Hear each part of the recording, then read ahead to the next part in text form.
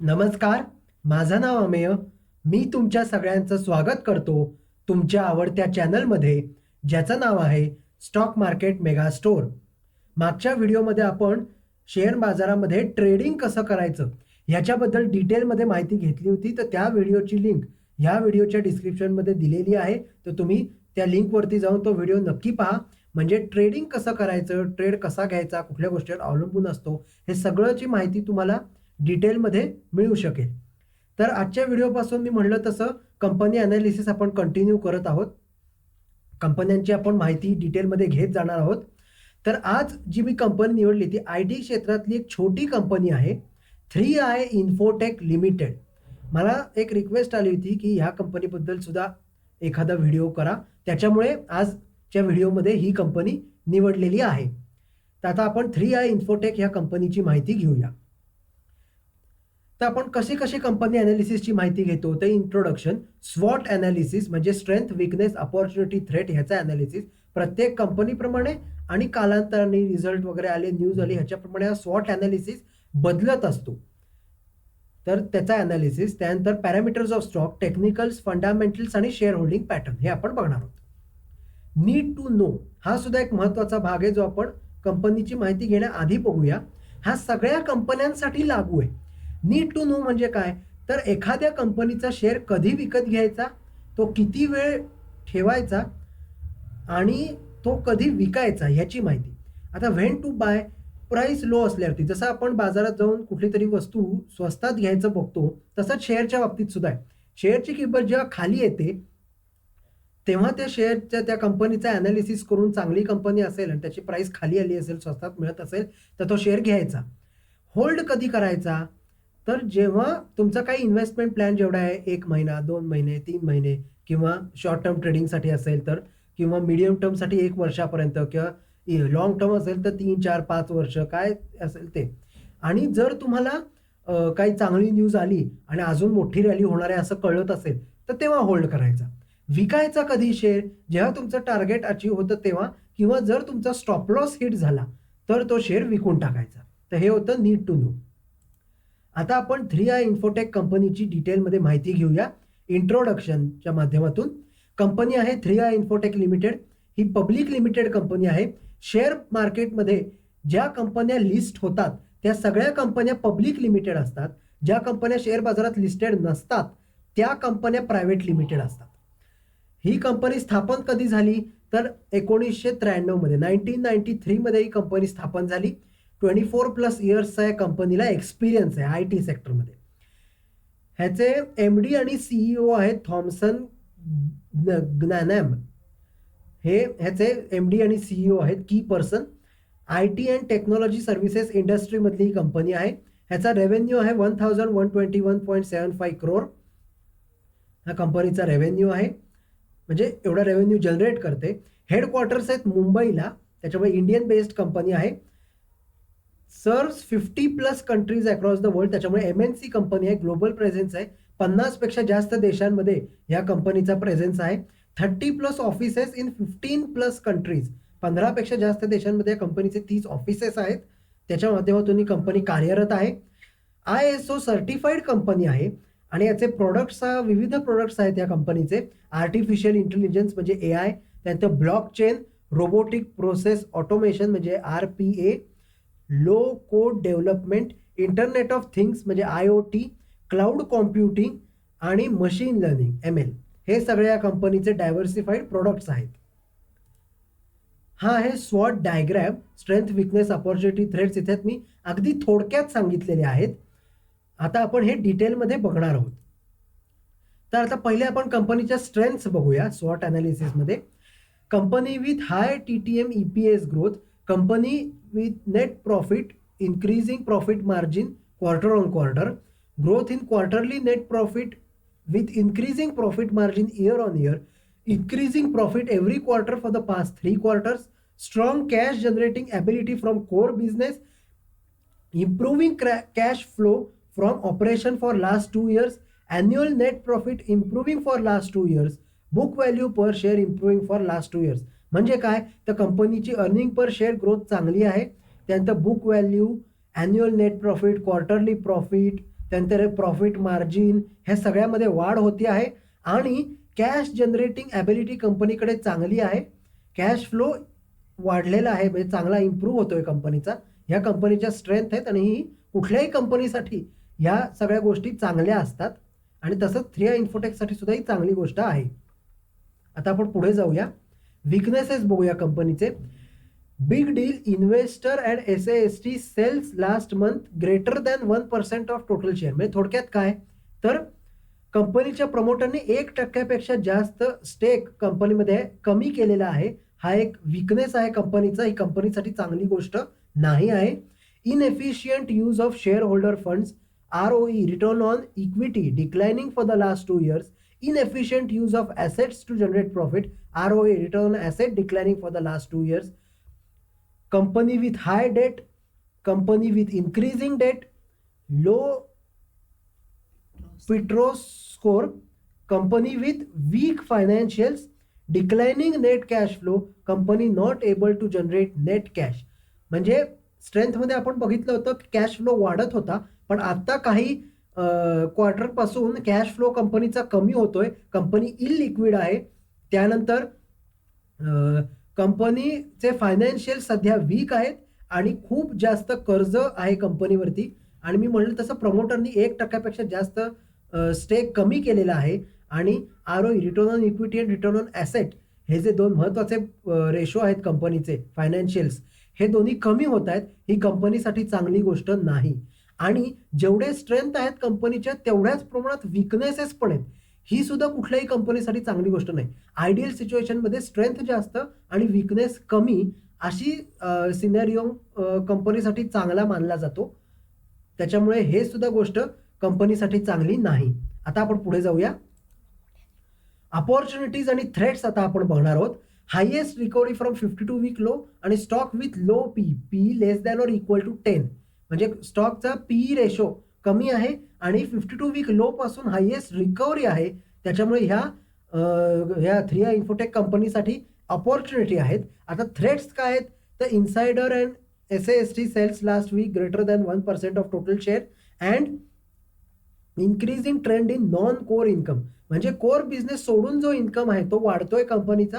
आणि मी म्हणलं तसं प्रमोटरनी आणि इन्सायडर इन्व्हेस्टर जे असतात त्यांनी 1% पेक्षा जास्त स्टेक कंपनीमधला विकलेला आहे. हे कंपनीसाठी थ्रेट आहेत. आता आपण पुढे जाऊया, पॅरामीटर्स ऑफ स्टॉक बघूया. करंट मार्केट प्राइस आहे 9.65, ₹9.65. पेनी स्टॉक आहे, छोटा स्टॉक आहे हा. 52 वीक लो आहे ₹2.20, 2.20. 52 वीक हाय 11.55, ₹11.5. 52 वीक हाय 52 वीक हायच्या आसपास आहे. तुम्ही समजा करंट मार्केट प्राइस आणि कम्पेअर केली तर. मार्केट कॅपिटल 1560.07 करोड, म्हणजे ही स्मॉल कॅप कंपनी आहे, कारण का 5,000 करोडपेक्षा कमी मालमत्ता असलेली ही कंपनी आहे. 5,000 ते 20,000 करोड म्हणजे मिड कॅप आणि 20,000 करोडपेक्षा जास्त मालमत्ता असेल म्हणजे ती लार्ज कॅप कंपनी झाली. डिव्हिडंड ही कंपनी देत नाही. फेस व्हॅल्यू आहे ₹10. अर्निंग पर शेअर आहे 2.99, म्हणजे ₹3 हे कंपनीचं अर्निंग पर शेअर आहे. PE रेशो 3.23 आहे, खूप कमी PE आहे.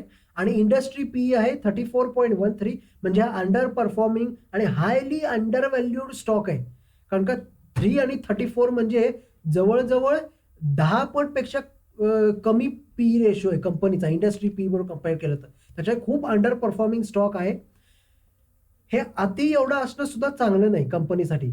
थोडासा अंडर व्हॅल्यूड आहे स्टॉक, कंपनीचा PE इंडस्ट्री PE पेक्षा कमी आहे, हे चांगलं आहे. पुढे खूप मेजर कमी आहे, त्याच्यामुळे हे पण चांगलं नाही. आणि खूप ओव्हर व्हॅल्यूड असणं म्हणजे इंडस्ट्री PE पेक्षा कंपनीचा PE खूप जास्त आहे, हे असणं सुद्धा चांगलं नाही. हे दोन्ही एक्स्ट्रीम केसेस कंपनीसाठी चांगल्या नाही आहेत. बुक व्हॅल्यू आहे 4.66, थोडी कमी आहे बुक व्हॅल्यू, अजून थोडी जास्त असायला काही हरकत नाही. प्राइस टू बुक आहे 1.87, जो थोडा जास्त आहे. आयडियल म्हणजे 1 पेक्षा कमी असतो, पण 1 पेक्षा थोडा जास्त आहे, पण खूप जास्तही नाही, त्याच्यामुळे चांगली गोष्ट आहे. बीटा 0.88, म्हणजे लो मोमेंटम लो व्होलॅटिलिटी वाला स्टॉक आहे, म्हणजे दिवसभराची हालचाल जी होते ती कंपनीची कमी प्रमाणात होते.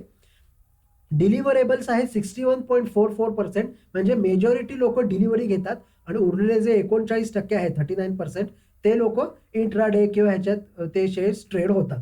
हे होते पॅरामीटर्स ऑफ स्टॉक. आता आपण कंपनीचे टेक्निकल्स बघणार आहोत, म्हणजे बेसिक टेक्निकल अनालिसिस. त्यात काय येतं तर मुव्हिंग ॲव्हरेज, क्रॉस ओव्हर आणि पिव्होट लेवल्स येतात. मुव्हिंग ॲव्हरेज क्रॉस ओव्हरमध्ये शॉर्ट टर्म, मीडियम टर्म आणि long term 3 moving average crossover असतात. शॉर्ट टर्म म्हणजे 5 and 20 day moving average, medium term म्हणजे 20 and 50 डे मुव्हिंग ॲव्हरेज आणि long term म्हणजे 50 आणि 200 डे मुव्हिंग ॲव्हरेज. हे तिन्हीला क्रॉस करून कंपनीची शेअर प्राइस वर गेली म्हणजे तिन्ही पिरियडसाठी शेअर बुलिश आहे आणि तिन्हीला क्रॉस करून खाली आली म्हणजे तिन्ही याच्यासाठी शेअर बेरिश आहे. ह्याच्यात 3i इन्फोटेक कंपनीमध्ये काय आहे तर शॉर्ट टर्ममध्ये बेरिश ट्रेंड आहे आता सध्या, पण मीडियम आणि लॉंग टर्मसाठी बुलिश आहे. त्याच्यामुळे ही कंपनीसाठी चांगली गोष्ट आहे. शॉर्ट टर्ममध्ये सध्या बेरिश आहे म्हणजे मायनर करेक्शन वगैरे काहीतरी आलेलं असू शकतं कंपनीमध्ये, असा एक आपण अंदाज लावू शकतो. असं एक कारण असू शकतं. पण सगळं मूव्हिंग ॲव्हरेजमध्ये सगळीकडे बेरिश नाही आहे, ही चांगली गोष्ट आहे कंपनीसाठी. आता आपण पिव्होट लेवल्स बघणार आहोत. पिव्होट लेवल्स क्लासिक, फिबोनाची आणि कॅम्ब्रिला हे 3 प्रकारच्या असतात आणि त्या कालांतराने बदलत पण असतात आणि प्रिव्हियस क्लोजिंग प्राइस वगैरेच्या ह्याच्यानुसार त्या डिटरमाइन केल्या जातात. त्याच्यामुळे बदलत असतं, हे तुम्हाला मॉनिटर करावं लागेल. त्यानंतर R1, R2, R3, S1, S2, S3 हे सपोर्ट आणि रेजिस्टन्स लेवल आहेत. R1, R2, R3 हे 3 रेजिस्टन्स पार करून जेव्हा कंपनीची शेअर प्राइस वर जाते तेव्हा कंपनीमध्ये ब्रेकआउट आले असं म्हणतात आणि कंपनीमध्ये मोठी अपरॅली होते, अपट्रेंडमध्ये असते कंपनी, चांगलं प्राइस ॲक्शन होते कंपनीची. आणि जेव्हा S1, S2, S3 हे तीनही सपोर्ट लेवल्स तोडून कंपनीची शेअर प्राइस खाली येते तेव्हा कंपनीमध्ये ब्रेकडाऊन आला असं म्हणतात. म्हणजेच काय तर कंपनीचा शेअर डाऊन ट्रेंडमध्ये गेला, शेअरची प्राइस आता कमी कमी होणार आहे आणि मेजर डाऊन साईड पण येण्याची शक्यता असते. तर ह्या होत्या पिव्होट लेवल्स, हे सुद्धा बघायचं असतं. आता आपण कंपनीचे फंडामेंटल्स बघूया. रेव्हेन्यू पासून सुरुवात करूया. रेव्हेन्यू हा सुद्धा कंपनीसाठी महत्त्वाचा भाग आहे. हा ॲन्युअल डेटा आहे 2017 ते 2021.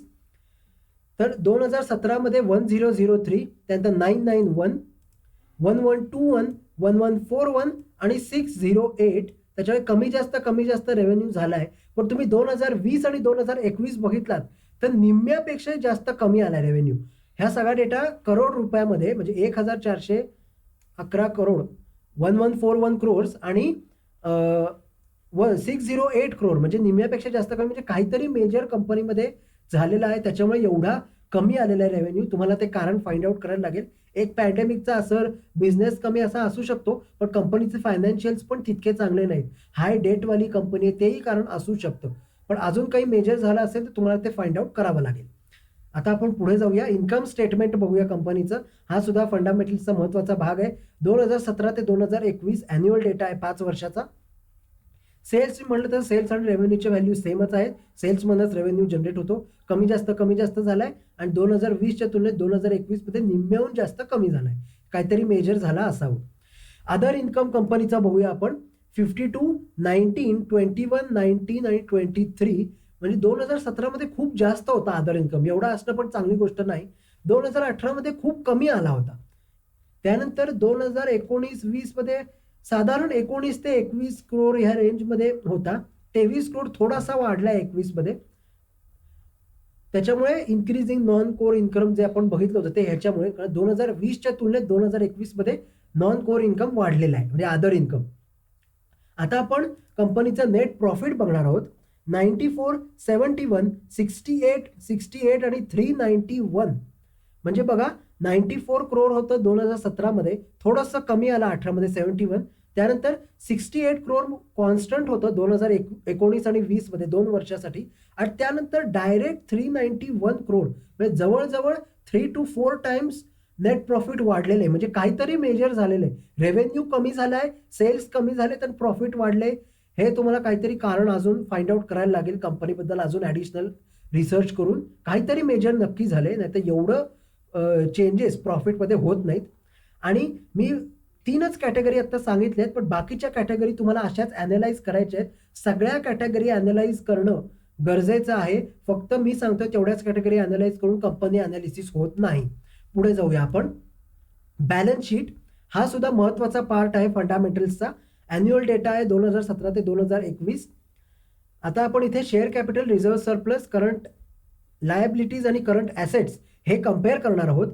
शेअर कॅपिटल कंपनीचं बघा 1495, त्यानंतर 1957, 1992, 1616 करोडला कॉन्स्टंट आहे 2020 आणि 21 मध्ये, पण चेंज होत होतं आणि खूप मोठं शेअर कॅपिटल आहे कंपनीचं, असा याचा अर्थ होतो. आणि शेअर कॅपिटल चेंज होतंय म्हणजे काहीतरी बोनस दिलाय किंवा असं काहीतरी झालं असू शकतं, कारण कंपनीचा शेअर स्प्लिट नाही झालाय. 10 फेस व्हॅल्यू होती ती 10 आहे, त्याच्यामुळे बोनस वगैरे दिला असू शकतो, त्याच्यामुळे शेअर कॅपिटलमध्ये चेंज झालेला आहे, किंवा OFS वगैरे काही आला असेल तर. आता रिझर्व्ह अँड सरप्लस बघूया कंपनीचं. थ्रू आउट बघा रिझर्व्ह अँड सरप्लस निगेटिव्ह आहे, -1480, -1408, -1338, -1270 आणि -863. ही कंपनीसाठी अजिबात चांगली गोष्ट नाही. रिझर्व्ह अँड सरप्लस कंपनीकडे नाहीत, त्याच्यामुळेच कंपनी डिव्हिडंड देऊ शकत नाही, कारण का डिव्हिडंड वगैरे कंपनी रिझर्व्ह अँड सरप्लसच्या भरोश्यावरच देते. हे निगेटिव्ह असणं खूप चांगली गोष्ट नाही आहे कंपनीसाठी, ही गंभीर बाब आहे आणि त्याच्यामुळे कंपनी डिव्हिडंड देत नाही. आता करंट लायबिलिटीज बघूया. 281, 273, 330, 308 आणि 175 करोड, या सगळा करोड रुपीजमध्ये डेटा आहे. करंट लायबिलिटीज 2020च्या तुलनेत 21 मध्ये कमी आल्यात, ही चांगली गोष्ट आहे. नाहीतर बाकीच्या याच्यात तुम्ही बघितलं तसं कमी जास्त होत होत्या, त्याच्यामुळे थोड्या कमी आल्यात करंट लायबिलिटीज, ही कंपनीसाठी चांगली गोष्ट आहे. आता आपण करंट लायबिलिटीजचं कंपॅरिझन करंट ॲसेटशी करणार आहोत. करंट ॲसेट आहेत 417, 407, 528, 518 आणि 978. करंट ॲसेट तुम्ही बघितले तर कंटिन्युअस वाढत आलेले आहेत 5 वर्षामध्ये, आणि करंट ॲसेट आणि करंट लायबिलिटी कम्पेअर केल्या तर करंट ॲसेट करंट लायबिलिटीपेक्षा जास्त आहेत, त्याच्यामुळे ही कंपनीसाठी चांगली गोष्ट आहे. आता आपण बाकीच्या कॅटेगरी तुम्हाला अशाच ॲनालाइज करायच्या आहेत. आता आपण पुढे जाऊया. कॅश फ्लो बघणार आहोत कंपनीचा. हा सुद्धा ॲन्युअल डेटा आहे 5 वर्षाचा. इथे आपण ऑपरेटिंग, इन्व्हेस्टिंग ॲक्टिव्हिटीज आणि नेट कॅश फ्लो असं बघणार आहोत. ऑपरेटिंग ॲक्टिव्हिटीज बघूया. 129, 92, 137, 168 आणि 0. म्हणजे तुम्ही बघा 2017 मध्ये 129 होता, त्यानंतर 18 मध्ये थोडा कमी आला 92 वरती, पण नंतर 19-20 मध्ये वाढत गेलाय आणि त्यानंतर 21 मध्ये एकदम 0 आलेला आहे. 0 कॅश फ्लो ही कंपनीसाठी चांगली गोष्ट नाही, कुठल्याही कंपनीसाठी. म्हणजे कंपनी इलिक्विड आहे, कंपनीमध्ये पैशाचा ओघ होत नाहीये, लिक्विडिटी नाहीये असा अर्थ होतो याचा, आणि कंपनीसाठी चांगली गोष्ट नाही. इन्व्हेस्टिंग ऍक्टिव्हिटीज बघूया. 15, -2, 5, -5 आणि 0, म्हणजे पॉझिटिव्ह निगेटिव्ह असं आहे. आणि 2021 मध्ये 0 आहे, ही चांगली गोष्ट नाही. पण 2020 मध्ये बघितलं तर निगेटिव्ह होता, निगेटिव्ह मधून 0 मध्ये आलं, ही चांगली गोष्ट आहे. पण आणि इन्व्हेस्टिंग ऍक्टिव्हिटीज म्हणजे फिजिकल ॲसेट्सची खरेदी, म्हणजे बिल्डिंग, फर्निचर, इन्फ्रास्ट्रक्चर आणि सिक्युरिटीजमध्ये इन्व्हेस्टमेंट, म्हणजे जे आपण बघतो ते शेअर मार्केट वगैरे, ह्याच्यातनं रिटर्न्स जे मिळतात त्याला इन्व्हेस्टिंग ऍक्टिव्हिटीज म्हणतात, आणि ते कंपनीला चांगले मिळत नाहीत असा याचा अर्थ होतो. आणि ह्याच्यातनं कॅश जनरेट होत नाही, कंपनीसाठी चांगली गोष्ट नाही. नेट कॅश फ्लो बघूया. 70, -70, 52, -11 आणि 0, हे सुद्धा पॉझिटिव्ह निगेटिव्ह, आणि नेट कॅश फ्लो कंपनीचा 0 आहे, म्हणजे कंपनी इलिक्विड आहे आणि ही चांगली गोष्ट नाही. आता आपण पुढे जाऊया. रेशोज बघूया कंपनीचे. आता आपण सुरुवातीला रिटर्न रेशो आणि मार्जिन रेशो बघणार आहोत, त्यानंतर पुढे आपण बाकीचे रेशोज बघूया. रिटर्न रेशोजमध्ये रिटर्न ऑन नेटवर्थ इक्विटी म्हणजे ROE, ROC, return on capital employed आणि रिटर्न ऑन ॲसेट्स ROA, हे 3 रेशो येतात. हा सुद्धा ॲन्युअल डेटा आहे 5 वर्षाचा. आपण रिटर्न ऑन नेटवर्थ इक्विटी पासून बघायला सुरुवात करूया. -31.87, 34.09, 22.09, 18.14 आणि 51.95.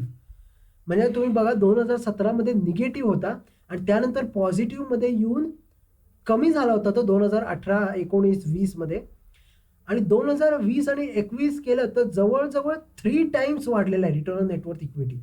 काहीतरी मेजर नक्की झाला असेल, कारण का पॅन्डेमिक आलं, बिझनेसेस थांबले, नंतर डिजिटायझेशनला वाव आला, त्याच्यामुळे IT सेक्टर परफॉर्म केलं, हे आपण बघितलेलं आहे. पण 3 टाइम्स एवढं वाढणं म्हणजे काहीतरी मेजर नक्की झालंय, तुम्हाला याचं कारण शोधावं लागेल. ROCE बघूया. रिटर्न ऑन कॅपिटल एम्प्लॉईड 17.75, 15.09, 14.06, 14.08 आणि -5.45. ही चांगली गोष्ट नाही. ROCE, return on capital employed, negative झालेला आहे 2021 मध्ये. नाहीतर बाकीचे 4 वर्ष 2017 ते 2020 पॉझिटिव्ह होता, पण तो कमी होत होता. आणि आता तो एकदम निगेटिव्हमध्ये गेलाय, म्हणजे कंपनीचे फायनान्शियल चांगले नाहीत असा याचा अर्थ होतो आणि ही चांगली गोष्ट नाही. रिटर्न ऑन ॲसेट्स बघूया. ROA 6.85, 5.12, 4.50, त्यानंतर 4.42 आणि 26.32, म्हणजे 6 मधनं कमी कमी होत आलेला आहे 2017 ते 2020 ROA, आणि 2021 मध्ये एकदम वाढलेला आहे आणि ROC निगेटिव्ह आहे. त्याच्यामुळे काहीतरी ह्याच्यात मेजर काहीतरी झालेला असावं, कारण का असं जनरली होत नाही की रिटर्न ऑन नेटवर्थ इक्विटी आणि ROA वाढलेला आहे आणि ROC निगेटिव्ह आहे. काहीतरी मेजर नक्की झालेलं आहे. तुम्हाला याचं कारण शोधावं लागेल. कंपनीचे फायनान्शियल्स मला तरी याच्यावरनं चांगले वाटत नाही आहेत. आता आपण मार्जिन रेशोज बघूया. ग्रॉस प्रॉफिट, ऑपरेटिंग आणि नेट प्रॉफिट मार्जिन हे याच्यामध्ये येतं. ग्रॉस प्रॉफिट मार्जिन बघूया. 20.82, 17.66, 14.74, 16.72 आणि -9.21, म्हणजे कंपनी लॉसमध्ये आहे, निगेटिव्ह झालेला आहे ग्रॉस प्रॉफिट मार्जिन, आणि ही चांगली गोष्ट नाही. कमी कमी होऊन निगेटिव्ह झालेलं आहे. आता ऑपरेटिंग मार्जिन बघूया. 19.48, 16.76, 14.56, 15.05, -11.74, निगेटिव्ह आहे, चांगली गोष्ट नाही. नेट प्रॉफिट मार्जिन बघूया. 9.37, 7.17, 6.07, 5.96, 64.26, एवढं कसं काय नेट प्रॉफिट पॉझिटिव्ह दाखवत आहे मला माहीत नाही आहे. हे फायनान्शियल जरा डगमगते आहेत कंपनीचे. लॉस मेकिंग कंपनी आहे तरी पॉझिटिव्ह दाखवत आहे, म्हणजे काहीतरी हे आहे. तुम्हाला याचं कारण शोधायला लागेल. आणि ही कंपनी इन्व्हेस्टमेंट किंवा ट्रेडिंगसाठी चांगली नाही असा माझा ओपिनियन आहे. हे रेकमेंडेशन नाही, हे माझं ऑनेस्ट ओपिनियन आहे फायनान्शियल्स बघितल्यानंतरचं. आता आपण पुढे जाऊया. लिव्हरेज, ग्रोथ आणि टर्न ओव्हर रेशो हे पुढचे रेशो आहेत जे आपण बघणार आहोत. लिव्हरेज रेशोमध्ये सर्वात महत्त्वाचा डेट टू इक्विटी रेशो आहे. हा आपण बघणार आहोत. हा सुद्धा अॅन्युअल डेटा आहे 2017 ते 2021. -2.07, +2.44, 1.44, 2.06 आणि 0.69, म्हणजे बघा 2017 निगेटिव्ह होता, म्हणजे डेट नव्हतं कंपनीवरती. 2018 एकदम वाढलं 2.44, म्हणजे अजिबात चांगला नाही. म्हणजे कसं की डेट टू इक्विटी म्हणजे कसं, जर ₹1 कंपनीची मालमत्ता असेल तर ₹2 कंपनी कर्ज घेऊ शकते, त्यापेक्षा जास्त नाही. तशा हिशोबाने हा डेट टू इक्विटी रेशो खूप जास्त होता. त्यानंतर तो कमी झालाय आणि 2019, 20, 21 मध्ये तो कमी कमी होत आलेला आहे. 2020 मध्ये वाढला 19च्या तुलनेत, आणि 2020 आणि 2021 कम्पेअर केलं तर कमी आलाय. ही चांगली गोष्ट आहे कंपनीसाठी. डेट टू इक्विटी रेशो हा कमीच असायला हवा, म्हणजे कंपनी कर्ज फेडू शकते असा याचा अर्थ होतो. आता ग्रोथ रेशोजकडे CAGR compound annual growth rate दिलेला आहे इथं. सेल्सचा आणि नेट प्रॉफिटचा CAGR दिलाय 5 वर्षासाठीचा. अगोदर आपण सेल्सचा CAGR बघूया. थ्रू आउट तुम्ही बघितलं तर निगेटिव्ह आहे. 2020 सोडला तर 2020 मध्येच फक्त पॉझिटिव्ह आहे. आता आपण बघूया. 2017 मध्ये -12.39, त्याचं -14.12, -0.17, +6.63 आणि -21.64, म्हणजे कंपनीचे सेल्स चांगले होत नाहीत. कंपनीला रेव्हेन्यू आपण बघितला चांगला जनरेट होत नाहीये, त्याच्यामुळे चांगली गोष्ट नाही. नेट प्रॉफिटचा CAGR बघूया. -48.67, -73.01, -64.86, -14.96 आणि +134.54, हे सुद्धा चांगली लक्षणं नाही आहेत. आणि सेल्सचा CAGR निगेटिव्ह असताना नेट प्रॉफिटचा पॉझिटिव्ह कसं काय, हे जरा काहीतरी गडबड आहे. तुम्हाला ह्याचं कारण शोधावं लागेल. पण हे फायनान्शियल्स कंपनीचे चांगले नाहीत, हे नक्की आहे, हे तुम्ही लक्षात घ्या. आता टर्न ओव्हर रेशोमध्ये asset inventory turnover ratio असतो, जो ॲसेट इन्व्हेंटरी कंपनीचं काय किती आहे ते दाखवतो. आता आपण पुढे जाऊया शेअर होल्डिंग पॅटर्नकडे. हा सुद्धा महत्त्वाचा पार्ट आहे कंपनी अनालिसिसचा. शेअर होल्डिंग पॅटर्नमध्ये जो तुम्हाला सर्वात मोठा ऑरेंज पॅच दिसतोय तो आहे पब्लिक शेअर होल्डिंगचा, आणि जो येल्लो पॅच आहे त्यानंतरचा मोठा तो आहे DII, डोमेस्टिक इन्स्टिट्यूशनल इन्व्हेस्टर, आणि जो अगदी छोटी तुम्हाला लाईन दिसत असेल तो पॅच आहे FIIचा. तर FIIचं इन्व्हेस्टिंग खूप कमी आहे. ग्लोबल प्रेझेन्स कंपनीचा आहे तरी, म्हणजे कंपनी फॉरेन इन्व्हेस्टर्सना ह्या कंपनीमध्ये कॉन्फिडन्स नाही, इंटरेस्टही नाही. ही चांगली गोष्ट नाही कंपनीसाठी. DIIचं इन्व्हेस्टिंग 22.68% आहे, चांगलं DIIचं इन्व्हेस्टिंग आहे. आणि मेजर पब्लिक इन्व्हेस्टमेंट आहे. प्रमोटरचा याच्यामध्ये स्टेक 0 आहे आणि ही अजिबातही चांगली गोष्ट नाही आहे कंपनीसाठी. प्रमोटर स्टेक विकून बाहेर पडलेत असा याचा अर्थ होतो. आणि पब्लिक शेअर होल्डिंग आहे 77.24% मेजॉरिटी. त्याच्यामुळे हे शेअर होल्डिंग पॅटर्न सुद्धा हे दर्शवतं की ही कंपनी चांगली नाही, म्हणजे फायनान्शियलच्या दृष्टीने ही कंपनी चांगली नाही. तर हे होतं शेअर होल्डिंग पॅटर्न. अशा प्रकारे आपण 3i इन्फोटेक या पेनी स्टॉकबद्दल माहिती घेतली. आय होप तुम्हाला या माहितीचा फायदा झाला असेल. जर झाला असेल तर यूट्यूबच्या कमेंट बॉक्समध्ये किंवा माझ्या ईमेल आय डीवर मला लिहून कळवा. आणि माझा व्हिडिओ लाईक करा, शेअर करा जास्तीत जास्त. आणि माझा चॅनल स्टॉक मार्केट मेगा स्टोअरला सबस्क्राईब करायला विसरू नका. सबस्क्राईबच्या शेजारी बेल आयकॉन आहे ते दाबा. ऑल नोटिफिकेशन्स ऑन करा, म्हणजे माझ्या व्हिडिओचे नियमित अपडेट्स तुम्हाला वेळच्या वेळ मिळत राहतील. मी दर रविवारी माझे व्हिडिओ अपलोड करत असतो. तर आजच्या व्हिडिओमध्ये आपण इथेच थांबूया. धन्यवाद.